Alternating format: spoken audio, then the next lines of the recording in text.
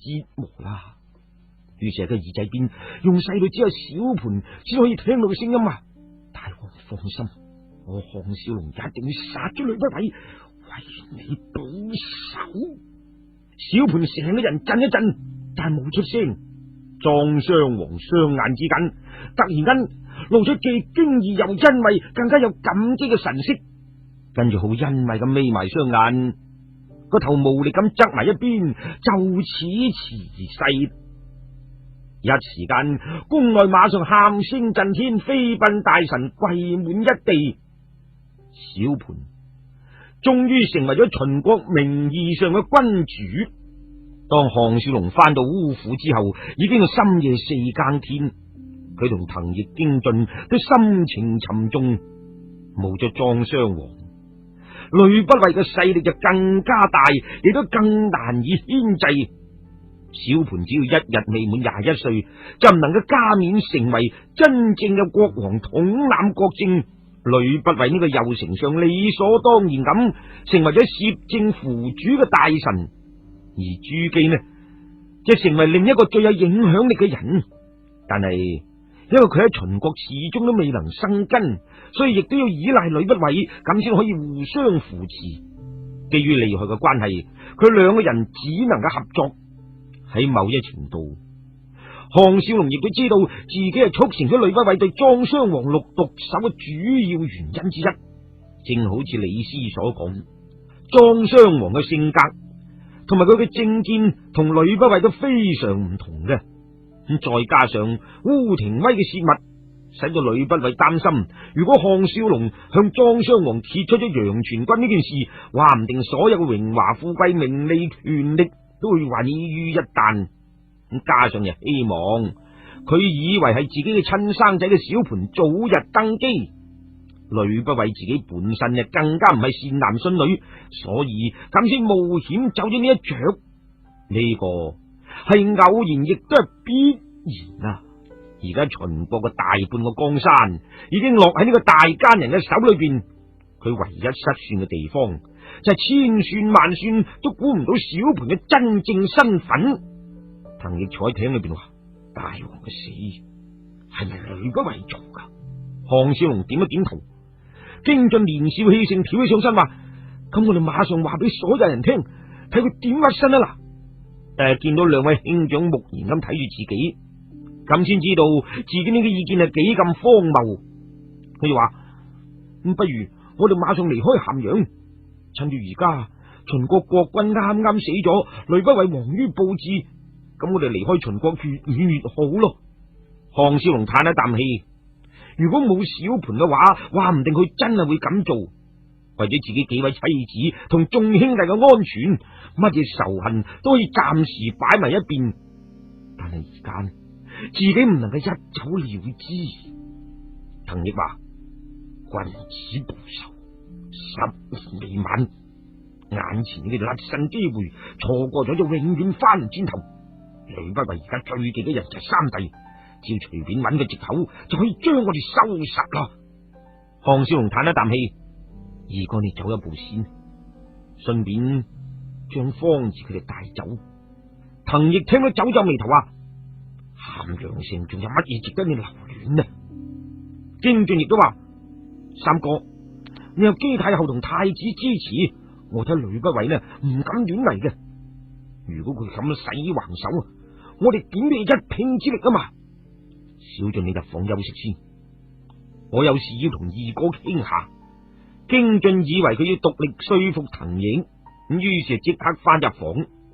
項少龍望實滕毅，過咗好耐都唔出聲。滕毅嘆一啖氣話：少龍，老實講，我哋之間嘅感情比親兄弟仲要好，有咩事你咁難開口呢？如果你唔走，我點都唔會走，要死啊！大家一齊死啦！項少龍咁先猛下決心，佢話：其實正太子係禰夫人嘅親生仔啊！咩話？項少龍咁先一五一十將成件事講咗出嚟。滕毅聽完有啲唔高興，話：點解你唔早啲對我講呢？唔通驚我會泄漏咩？我點會信唔過二哥呢？如果唔係而家就唔會講出嚟啦。只不過呢個秘密本嚟就係個沉重嘅負擔，我希望一個人去承受就已經夠。如果係咁，成個形勢就完全唔同啦。咁我哋一於留喺咸陽，同呂不韋周旋到底。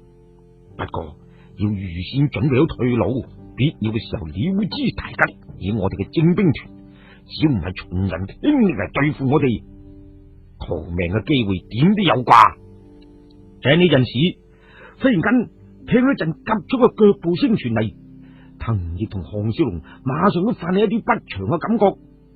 嗰一陣，只見一個留守喺牧場嘅精兵團團員烏傑氣急敗壞咁走入嚟，一步喺地下就大聲喊話：大老爺過身啦！哎呀，呢句說話就好似晴天霹靂一樣，震到兩個人都魂飛魄散。項少龍一下子係成個人六神無主，一時間連悲痛都唔記得晒。忽然間，佢哋明白到呂不韋原來請佢哋嚟就咸陽赴宴，唔係有咩好心腸噶，乃係調虎離山之計，好由烏家嘅內奸趁佢哋離開嘅時候奪取牧場嘅控制權。好彩佢哋嚟到咸陽嘅時候，啱啱好講俾屠方聽，話烏應元病咗，屠方就全速趕咗翻去。如果唔係烏應元嘅死訊，就絕對唔會咁快傳嚟嘅。京俊走咗過嚟，問明發生咗咩事之後，大叫一聲向住大門口衝過去。藤亦喝住佢話：企喺度。然後佢扶起烏傑，喝到話：屠爺有咩說話講？烏傑就話：屠爺叫果爺同埋布爺率領兄弟將三老爺、四老爺同埋廷威少爺綁起身，然後請三位大爺快啲翻到牧場啊！藤亦咁先放開手，然後對住失魂落魄嘅項少龍話：你嘅係生死存亡嘅關頭，三弟，你如果唔能夠當機立斷，成個烏族就要冇噶啦！項少龍好茫然啊，話：咁我可以點做呢？唔通要我殺咗佢哋咩？就係咁，你唔殺人，人哋就要殺你。呢班蠢人居然相信呂不韋，佢都唔諗下呂不韋點會俾人知道佢害死烏大爺噶？如果我估得冇錯，呂不韋嘅人而家正係趕向牧場，利用烏族內鬥作為掩飾，要一舉殺盡烏家嘅人啊！跟住又對京俊話：小俊，如果我哋死唔到，你仲有好多喊嘅機會，馬上同我出到去望風，備好馬匹。京俊即時跳起身，就帶住18鐵衛一齊出去準備好馬匹同埋防守。項少龍清醒起身，壓下悲痛，問烏傑話：你有冇由城門口入嚟？烏傑就話：屠爺叫我呢爬城牆過嚟嘅，好避人耳目啊！藤亦、項少龍兩個人互相對望咗眼，都對屠方臨危不亂嘅老道周詳感到好驚異。屠方居然咁犀利！烏傑就話：而家我哋有100幾人喺城外等候三位大爺，而且準備好腳程最好嘅快馬，三位大爺請馬上起程啊！呢個時候，烏延柱忽然間就跑翻入嚟話：哇，形勢不妙啊！喺西南東北兩邊有100幾人摸黑潛入嚟啊！藤亦話：馬上放火燒屋，引人嚟救火嘅時候，佢哋啲人就唔敢夾硬嚟啦。烏延柱就咁就領命而去。藤亦再對項少龍話：三弟，落咗決心未啊？項少龍凄然一笑：我已經冇得揀，由今日開始，邊要對付我項少龍，只要殺我唔死，就要血債血償。喺呢一個冚唪唥都要憑武力解決嘅時代，呢個唯一應付敵人陰謀嘅辦法，項少龍終於徹底咁明白到呢個真理。藤亦點一點頭。過咗陣，烏府後院嘅貨倉首先起火。喺咸陽城，烏府嘅房舍呢係獨立而居，同其他屋呢都係隔得好遠。喺呢個殘冬時分，北風雖然猛啊，但係火勢唔會蔓延到鄰居嗰邊。一時間叫喊救火嘅聲音震天響起，咁當然佢哋自己揾人嗌救火噶啦。項少龍振起精神話：我哋馬上趕翻到牧場。由呢一刻開始，佢知道同呂不韋嘅鬥爭已經由暗轉明啦。只不過直到而家，呂不韋依然係佔住上風，而自己嘅噩夢幾時先可以告一段落呢？眾人一齊騎馬向住城門馳去。呢個時候天已經微微光，就要出城嘅時候，項少龍忽然間勒馬叫停。藤易經進、18鐵衛同埋啱啱嚟報信嘅烏傑以及一眾嘅精兵全員即時停低。項少龍苦笑話：我點都要接埋嫣然先可以放心離去。藤易呆一呆，佢喺寡婦請嗰處安全應該冇乜問題吧？我知，但佢心點都好似有條刺喺度咁。唉，我都係接埋佢啦。藤易經進互相對望咗眼，都泛起啲無奈嘅表情，知道翻牧場啊急不容緩嘅一回事，又點能夠用啲時間上嘅延誤呢？就喺呢個時候，旁邊嘅烏傑忽然間去接鳩噶嘛，項爺啊，不如另外揾人去接夫人啦。項少龍一聽呢句說話，同藤易互相交咗個眼色，大家嘅心都突然間升起一股寒意，諗起當日出使魏國嘅時候，臨時改老呂紅嘅反應。因為佢哋訓練嘅精兵團團員都係受住最嚴格嘅紀律約束，上頭講說話嘅時候，並冇佢哋插嘴嘅餘地。點解而家烏傑嘅膽會大起上嚟？唔通佢哋唔知道形勢嘅緊迫，要你烏傑嚟提醒咩？項少龍就當堂疑心啦，佢話咁就由烏傑同京爺去接夫人啦。烏傑一聽愕然啦，咁點得啊？我要同項爺同埋藤爺引路噶嘛？哎呀！點知佢說話都未講完，藤易一揮手勢，烏延住烏書兩個就即時喺左右兩邊攻上兩把長劍，頂住喺烏傑嘅格旯底嗰度。項少龍雙眼之間寒光一閃，嘅冷笑住話：烏傑，你知唔知係咩地方出錯，泄漏咗你嘅奸計啊？我冇啊，我唔係奸細啊！說話啱啱講出口，咁先至漏咗嘴。要知道，項少龍喺烏家嘅子弟兵之中，地位又好似神明一樣。烏傑喺佢面前呢，由於有呢個心理嘅弱點，所以就進退失據。京進一聽，大開聲話：項爺只係話你有咩錯漏，邊度話過你係奸細啊？你自己咁講，分明就自打嘴巴，即時拖佢落馬。啪一聲，烏書飛起一腳，烏傑就即時跌咗落馬背，仲未起身，馬上就俾跳咗落馬嘅藤易扯住頭髮喺佢小腹度重重咁打咗拳。烏傑就當堂痛到成個人亂咗起身，跟住兩名鐵衛夾住佢手臂，硬逼佢企定。京進嚟到佢身前拔出匕首，加佢咽喉嗰度話：照你講一句大話，呢把匕首就會拮穿你喉嚨。不過我會好有分寸，冇10零日你唔會死嘅。烏傑啊，即時嚇到魂飛魄散，成個人都崩潰啦。係少爺逼我咁做噶，係我唔好，我服侍佢嘅時候爭咗佢好多錢啊！各人一聽啊，咁先明白，好彩啊！如果唔係項少龍突然間諗起要接埋紀嫣然一齊離城，今次啊真係死咗都唔知咩回事啊！呢條計啊夠晒絕，亦都夠晒毒啊！項少龍即時問：咁大老爺係咪真係死咗啊？咁啊你嘅啫，牧場咩事都冇，少爺要對付嘅淨係你哋三位大爺啫嘛。如果唔係我都唔肯做啦。哎呀！突然間又俾烏書啊重重咁一拳打落去。項少龍一聽話，原來烏應元冇死，當堂嘅心情就放鬆翻晒。好，呢個家伙就交俾二哥問話，我同小將嘅擒虎接埋嫣然，然後再作打算。項少龍嚟到烏府嘅時候，個心都有啲再世為人嘅感覺。呂不韋呢條連環毒計啊，真係夠晒絕，亦都夠晒毒。如果呢啲計都係呂不韋府裏邊嗰個莫傲諗出嚟嘅，咁呢個人啊，可以講係自己遇過嘅人之中智計最高嘅人。而且亦都係最擅長以有心算無心嘅手段。呢條計如果成功，項少龍最多比莊襄王只係留多2日命㗎咋。呢條計的確係步步連環。首先，呂不韋見到熊叢林害唔死個項少龍，於是呢就轉手向烏廷威呢個一向沉迷酒色嘅人落手。首先係通過一個青樓名妓，再加埋相府嘅威勢，利用佢呢又妒忌不滿項少龍嘅心態，就將佢籠絡過去。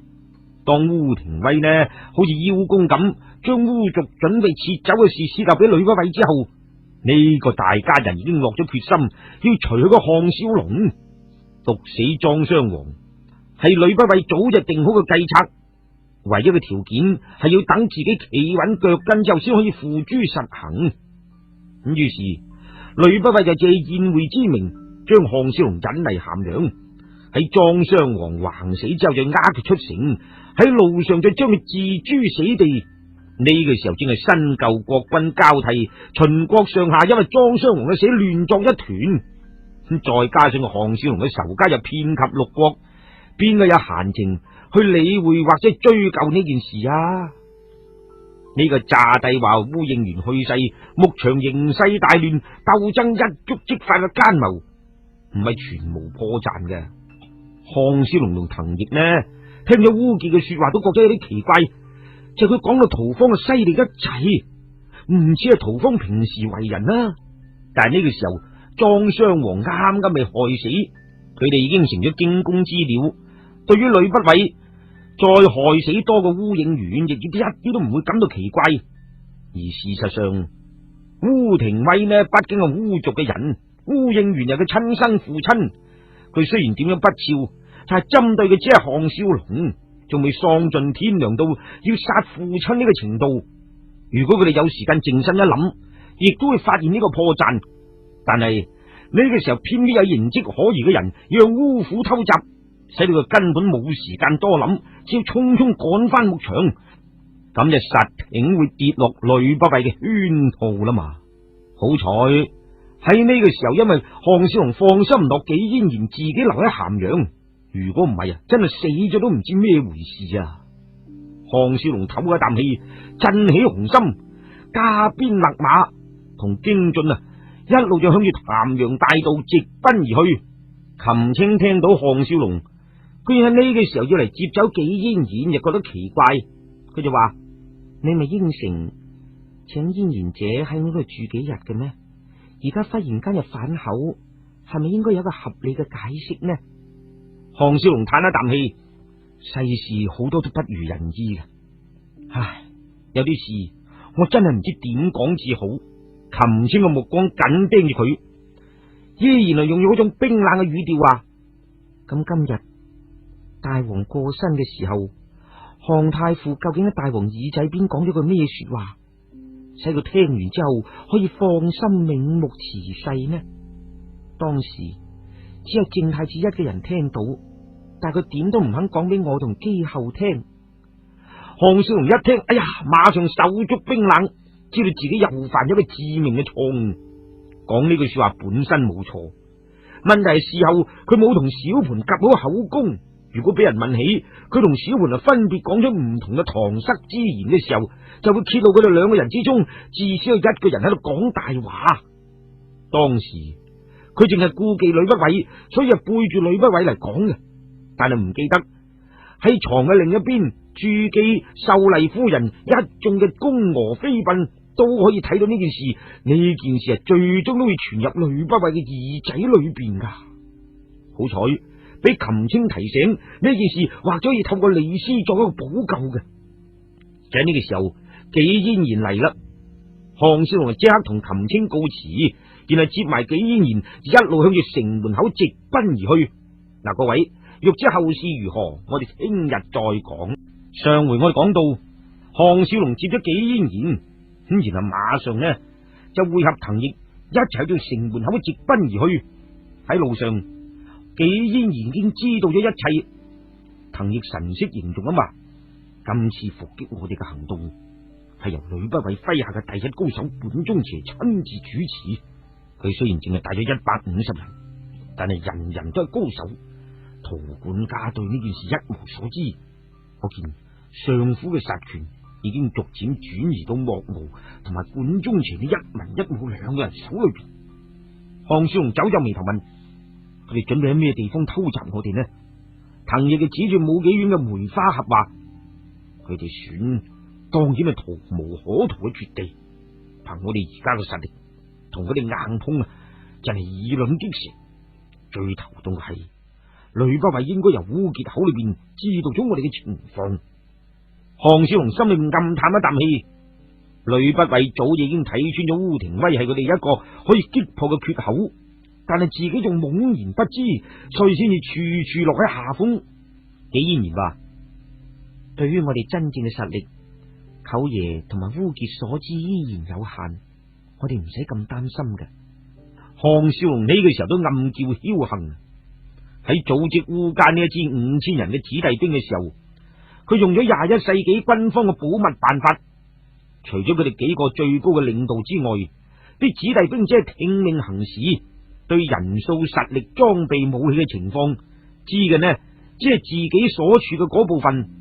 為咗掩人耳目，烏家嘅子弟兵平時都嚴禁談論有關訓練方面嘅任何事，所以好似烏傑呢種核心分子所知都依然有限。彭毅點一點頭話：好彩我哋早有預防，但係呂不韋亦都會因此更加顧忌我哋，呢個係必然之事。咁而家我哋應該點做呢？紀嫣然就問：烏廷威而家喺邊呢？當然趕翻牧場啦，佢想等個好消息，亦都使人唔會懷疑佢。至於烏傑，管中邪就會殺人滅口嘅。紀然就話：咁就好辦啦，我哋馬上兜路翻去牧場，逼烏傑同大舅對質，搞清楚烏家除咗大舅之外，仲有冇人參與呢件事，解決咗內奸，再同呂不韋周旋到底，大不了最多就一死嘅啫。單公主佢哋嘅仇，點都唔能夠就此罷休。項少龍心中苦笑，自己知道呂不韋至少仲可以風光8年，但係佢自己嘅命運呢，佢係茫然不可知。呢段日子係真係難過。佢點點頭話：咁就俾管中邪留多幾日命啦，我哋翻牧場啦。京進即時發出信號，叫18鐵衛壓住烏件，由密林嗰度兜咗左方嘅山路向牧場嗰度直馳而去。由於係兜咗遠路，到晚黑嘅時候，離開牧場都仲有20幾里。咁眾人正要紮營，項少龍忽然間話：咪住，陶仙既然講過管中邪智勇兼備，我哋出城嘅時間又耽誤咗成個時辰，佢點會唔疑心呢？只要一派探子，咁佢哋就好容易知道我哋嘅行蹤。小心使咗萬二選，我哋就算高估咗佢，都好過蝕底啊！京進就話：佢如果摸黑嚟偷襲，我哋呢就要整好結佢嘆下。我亦都正有此意。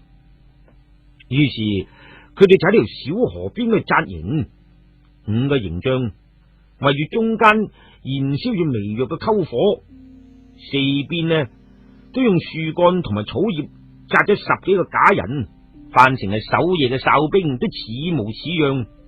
而項少龍佢哋呢就匿喺500步外呢座山丘嘅密林裏邊，大家都準備好弓箭，俾來犯者一啲教訓。點知等到月上中天，依然毫無動靜。咁尋晚已經成晚冇瞓過，今日就趕咗成日路，連項少龍同藤亦咁精壯嘅人都有啲支撐唔住啦。紀然話：不如我哋分批瞓覺，如果唔係啊，人都會俾佢攰死啊！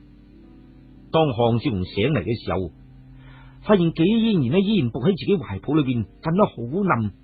呢個時候晨光微露，雀鳥鳴叫，充滿咗初春嘅氣象。項少龍感到心中一片寧靜，仔細咁睇住紀然嗰個面上面美麗嘅輪廓。陽光喺地平線慢慢透過嚟，灑喺紀然動人嘅身體上面，使佢呢幾日一直緊繃嘅神經同埋情緒上嘅沉重負擔都暫時解放。忽然之間，佢醒覺到同呂不韋交手到而家一直都處喺下風嘅原因，一嚟係人哋有心算佢無心，而更主要嘅原因就係自己有住未來8年始終都奈何唔到呢個呂不韋嘅呢種宿命嘅感覺。如果佢依然係咁被動，始終都會飲恨收場嘅。或者呢8年，自己的確唔一定能夠殺到呂不韋，但係歷史更加指明，呂不韋亦都奈何唔到小盤、李斯、王翦佢哋。換言之，自己無論點樣做都唔會連累呢3個人嘅。既然係咁，點解唔盡量借助佢哋嘅力量同呂不韋大幹一番？咁就再冇任何顧忌啦。莊襄王嘅遇害亦都講明咗冇人可以改變命運。咁到時候，就算個項少龍死咗，小盤21歲登基之後，亦都為佢討回公道噶嘛。一諗到呢度，成個人都輕鬆起上嚟。就喺呢個時候，聽到滕奕細細聲話：三弟醒啦！紀嫣然聽到呢句說話，亦都醒咗啦。佢問話：管中邪冇嚟咩？既然係咁，我不如去河邊度梳洗下咯。佢正要行過去，項少龍喝停佢話：咪住，話唔定管中邪可以高明到睇穿呢個陷阱，加上營地就設喺河邊，易於逃走。如果我係佢啊，話唔定會兜去前方嗰度埋伏，又或者守喺營地旁邊等到天光。依然你咁貿然前去，正好落喺敵人嘅圈套裏邊啊！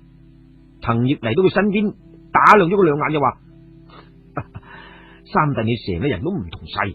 自從出事翻嚟之後，我仲係第一次見到你咁充滿生機鬥志嘅樣啊！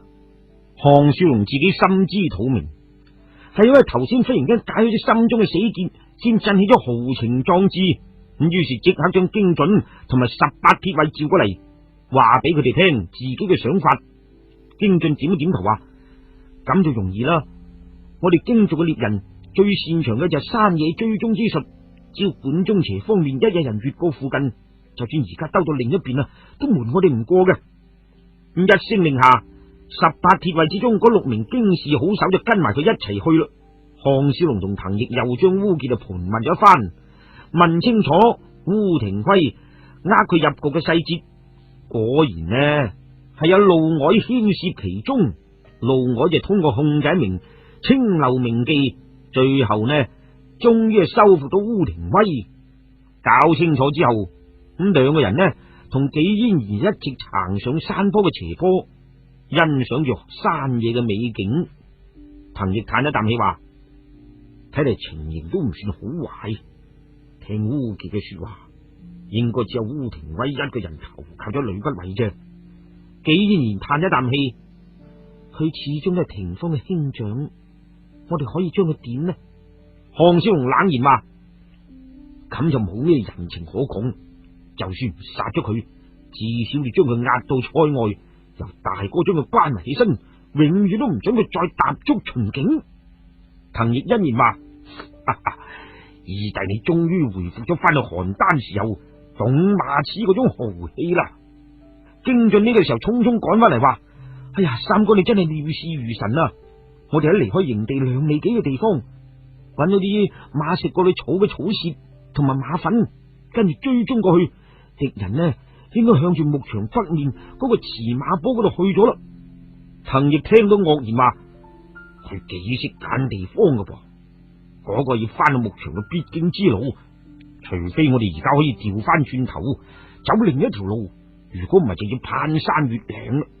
項少龍點一點頭話：佢應該留低咗人監視我哋，喺呢個荒野之中，佢做乜嘢都唔使顧忌，或者淨係留低嘅人手已經有足夠嘅力量對付我哋。紀嫣然話：呢個管中邪既然咁高明，一定要好似項郎所講咁留低一個殺着，唔怕我哋掉頭走嘅。京準又表現咗佢天不怕地不怕嘅性格，話：如果佢兵分2路嘅話，想前後夾擊我哋，咁你可以將計就計，將佢哋分別擊破咯。滕奕瞪咗佢一眼就話：你淨係識得好勇鬥狠，如果人哋纏住我哋前後夾攻，咁啊點辦呢？項少龍話：既然係咁，就等我哋瞓翻覺先，等敵人摸唔清我哋尋晚一早離開，亦或係走咗去邊，咁就我哋翻屋企嘅最好時刻啦。大家聽到都愕然咁望住佢，唔知佢究竟有咩甩身嘅妙計。到黃昏嘅時候，天上嘅白雲慢慢下降，地下嘅水氣上升，兩下交異，喺大地呢形成咗一片凝聚嘅春霧。山丘西南邊一處高地，不時間傳嚟人喊馬嘶嘅聲音，顯然對方係失咗耐性，以為佢哋早一步已經趕翻牧場啦。咁大家到而家雖然仲未交過手，甚至都未睇過對方嘅影，但係其中顯示到嘅智慧、訓練、耐性同埋體力各方面嘅激烈爭持。一下錯，項少龍佢哋就喺極強我弱嘅形勢之下，一定會飲恨收場啊！趁住夜色迷霧，摸清咗附近冇敵人偵察之後，經進呢就係將秘密結好嘅3條木筏，首先推入水裏邊，用繩綁喺岸邊，收埋喺水草以內，然後先翻到項少龍佢哋嘅身邊，話：而家點做呢？項少龍就話：咁要睇敵人嘅動靜。